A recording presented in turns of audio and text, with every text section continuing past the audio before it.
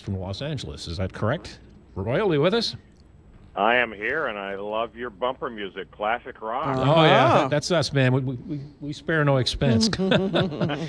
All right, let's see. The never-ending who's on first and who's being charged with what. Now we find out that the guy who was number 2 in command at the FBI is possibly facing some criminal investigation and charges.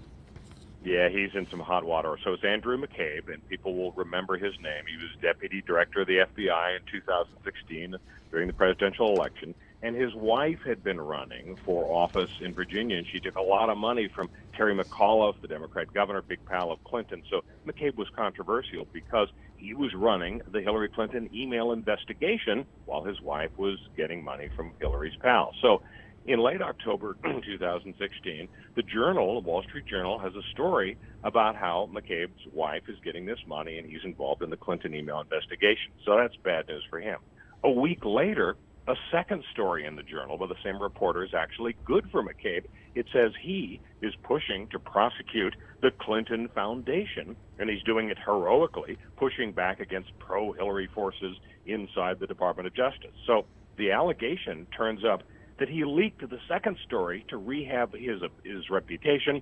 So federal investigators start quizzing him about this, and 4 times he denies the leak, and yet it turns out it appears he did and now admits committing the leak, and so the possibility exists for prosecuting him for lying to federal investigators. Is there a timeline on what this will take? Because it seems that anything has anything to do with politics in this country, the timeline just goes on and on and on and on, and it's not very expedient.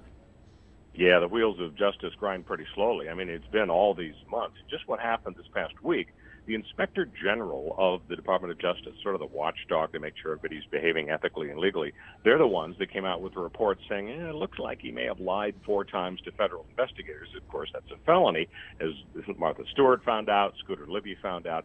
And so the Inspector General has sent the report to the Department of Justice inside the District of Columbia. And so the U.S. Attorney's Office in that department will now decide, do we want to push to try to put this guy on trial, or will they let it drop?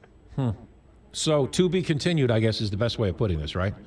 Yeah, that's the bottom line. And intriguingly, the stories diverge between James Comey and McCabe. McCabe says, as one of his defenses, well, yeah, I guess I kind of sort of leaked it, but I told the boss, I told Comey, the head of the FBI, I was going to do it, and he was fine with that. Comey says, no way did I approve a leak. So their credibility in both of their situations is at stake. It could be months before we find out if, in fact, charges will be filed against McCabe. Very good, Royal. Thanks so much for trying to clear the water for us here. We appreciate it. You bet. Royal Oaks, ABC News legal analyst from Los Angeles.